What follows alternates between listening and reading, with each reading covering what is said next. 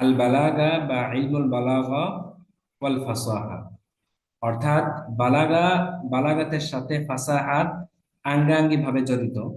কোনো একটা বাক্যে বা শব্দের মধ্যে যদি ফাসাহাত না পাওয়া যায়, তাহলে সেখানে বালাগত পাওয়া যাবে না।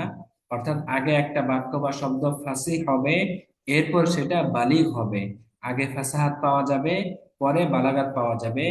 এই কথাটাকে অনুবাদ করা হচ্ছে আরবি অলংকার শাস্ত্র ও ত্রুটিমুক্ত ভাষার রূপরেখা। ইলমুল বালাগা অর্থ হলো আরবি অলংকার শাস্ত্র, ফাসাহাত অর্থ হলো ত্রুটিমুক্ত, অর্থাৎ সেই ত্রুটিটা ব্যবহারগত হোক হোক অথবা ব্যাকরণগত হোক অথবা অর্থগত হোক, অর্থাৎ যে কোনো ধরনের ত্রুটি, যেই ত্রুটির কারণে বাক্যটা বা কথাটা স্পষ্ট হয় না, কথার মর্ম বোঝা যায় না বা স্থান উপযোগী হয় না, এমন প্রত্যেক বিষয়ই ফাসাহাতের সাথে জড়িত।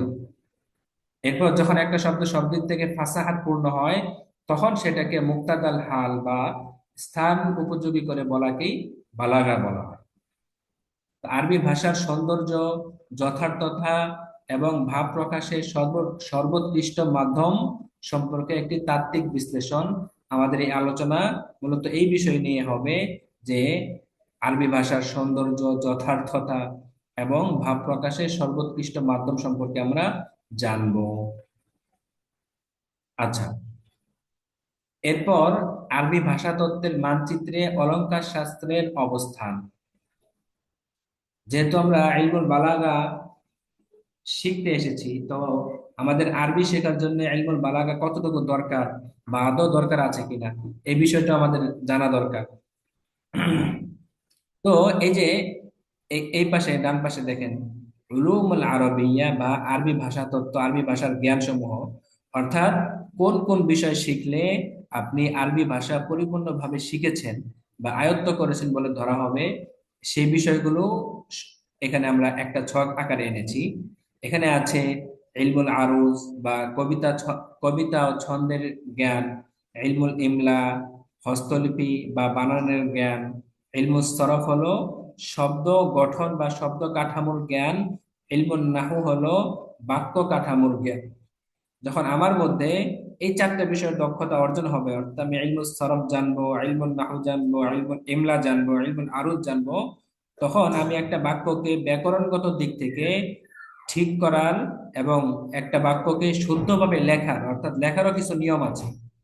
যেমন বাংলা ভাষায় পদ্মা শব্দটা লেখা হয় পদ্মা, কিন্তু উচ্চারণ করা হয় পদ্মা। তো এখন কেউ যদি পদ্মা উচ্চারণ করা হয় বলে সে পদ্মা না লেখে ডিরেক্ট পদ্মা বানান লিখলো, লেখে, তাহলে বাংলা ভাষাবিদদের মতে তার এই বানানটা ভুল, যদিও সে সঠিক উচ্চারণ লিখেছে, কিন্তু তার এই বানানটা ভুল। তাহলে এটা হলো লেখার নিয়ম, অর্থাৎ এই পদ্মা শব্দটা এইভাবেই পদ্মাই লিখতে হবে, এটাই বাংলা ভাষার লেখার রীতি। এটাকে আরবিতে ইলমুল ইমলা বলা হয় বা লেখার নিয়ম। ইলমুল আরুজ কবিতা বা ছন্দের যেই মিলগুলো আছে, অর্থাৎ আমরা কবি নজরুল বা রবীন্দ্রনাথ ঠাকুরের যে কবিতাগুলো পড়ি, যে কবিতার শুরু প্রত্যেকটা লাইনের শেষে একটা মিল থাকে অথবা দুই লাইন পর পর মিল থাকে, এটাকে বলা হয় ইলমুল আরুজ আরবিতে। এই চারটা জ্ঞান যখন আমার অর্জন হবে, তখন আমি একটা বাক্য সুন্দরভাবে লিখতে পারবো বা একটা কবিতা সুন্দরভাবে বলতে পারবো। অর্থাৎ ইলমুল আরুজটা হলো কবিতার জন্য, পদ্যের জন্য আর গদ্যের জন্য এই তিনটা বিষয় দরকার। পদ্যের জন্য হলো ইলমুল আরুজ দরকার, এই তিনটা বিষয়ের সাথে সাথে। তো আমি গদ্য এবং পদ্যের নিয়ম যখন শিখলাম, এরপরে গদ্য এবং পদ্যকে স্থান উপযোগী এবং সবচেয়ে সুন্দরভাবে উপস্থাপনা শিখবো আমি ইলমুল বালাগার মাধ্যমে। অর্থাৎ ভাব ও মর্মের সুন্দর এবং সঠিক প্রকাশের জ্ঞানকেই ইলমুল বালাগা বলা হয়। তাহলে আমাদের এই পৃষ্ঠার মূল বিষয় হলো যে ইলমুল বালাগা আমাদের আরবি, প্রথমত আরবি জ্ঞানের পূর্ণতার জন্য ইলমুল বালাগা শিখতে হবে।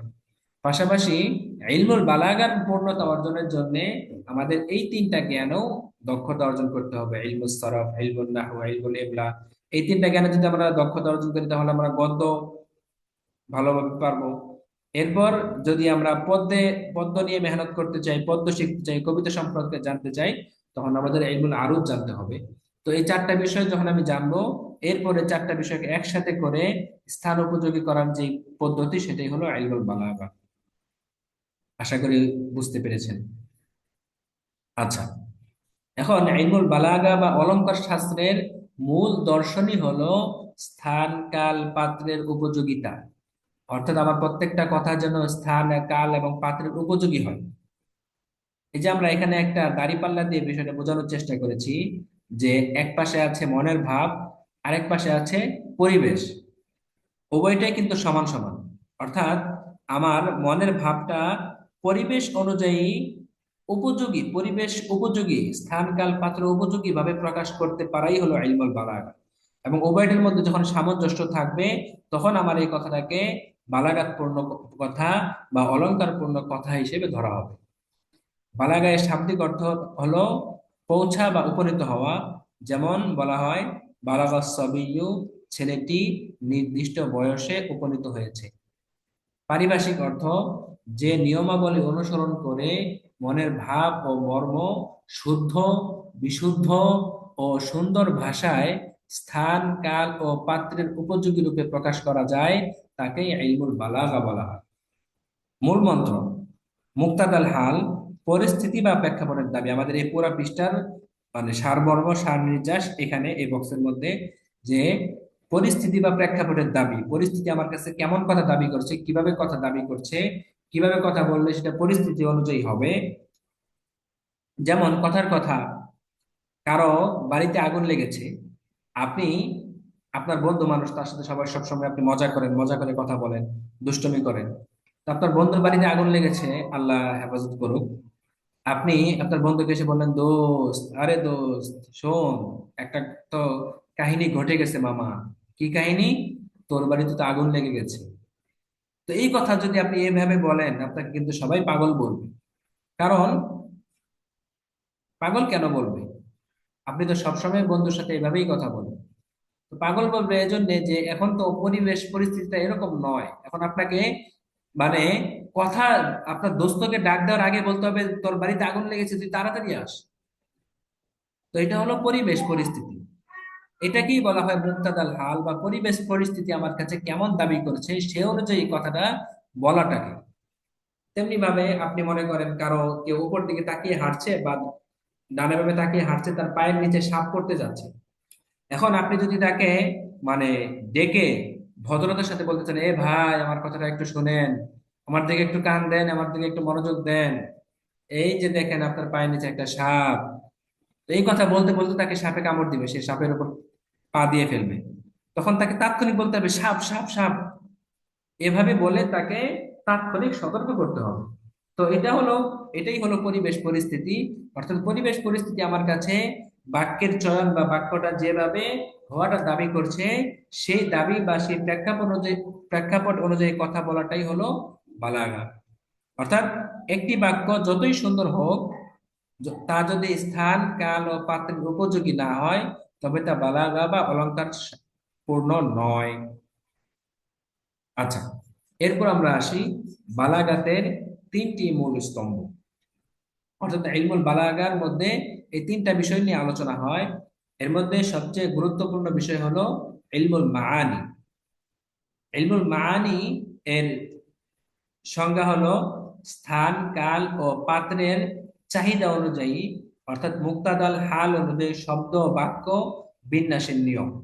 অর্থাৎ অবস্থা আমার কাছে কেমন দাবি করছে, প্রেক্ষাপট আমার কাছে কেমন দাবি করছে। তাহলে আমরা ইলমুল বালাগার যে সংজ্ঞা পড়েছিলাম, অর্থাৎ মুক্তাদাল হাল অনুযায়ী কথাকে প্রকাশ করা, এই ইলমুল বালাগার মূল আলোচ্য বিষয়টাই ইলমুল মাআনিতে। এই জন্য বলা হয়েছে যে ইলমুল মাআনি ইলমুল বালাগার সবচেয়ে গুরুত্বপূর্ণ বিষয়, প্রধান মৌলিক বিষয় বলা যেতে পারে। তো এই জন্যই ইলমুল মাআনিকে সবচেয়ে বেশি গুরুত্ব দেওয়া হয়, যে স্থান কাল ও পাত্রের চাহিদা অনুযায়ী শব্দ ও বাক্যের বিন্যাসের নিয়ম।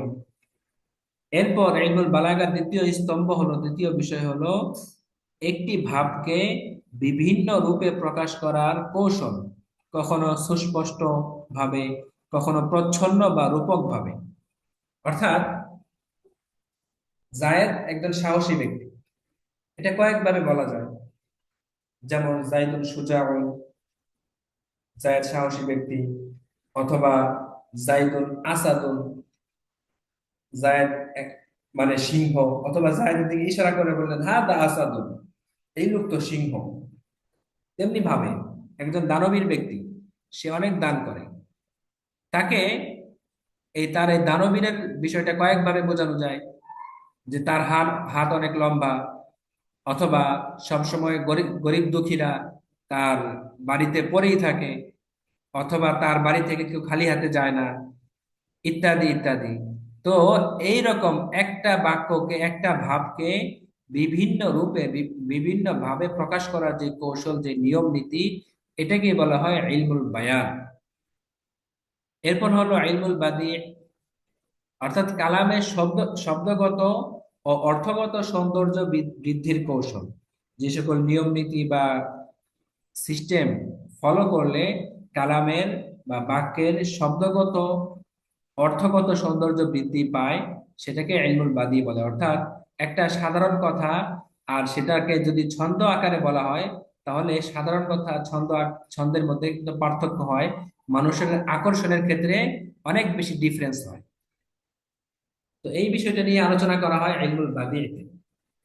তো আশা করি আমরা বিষয়টা বুঝতে পেরেছি। তো সংক্ষিপ্তভাবে মনে রাখার জন্য ইলমুল মাআনিকে, এই যে ব্র্যাকেটের মধ্যে আমি সংক্ষিপ্ত বিষয়টা বলে দিয়েছি, যে ইলমুল মাআনি মানে কি বলা যায়, ইলমুল বায়ান কিভাবে বলা যায়, ইলমুল বাদি আরো সুন্দর কিভাবে হয়। অর্থাৎ ইলমুল মাআনির আলোচ্য বিষয় হলো আমি এই অবস্থায় কি বলবো, আমার কি বলা উচিত।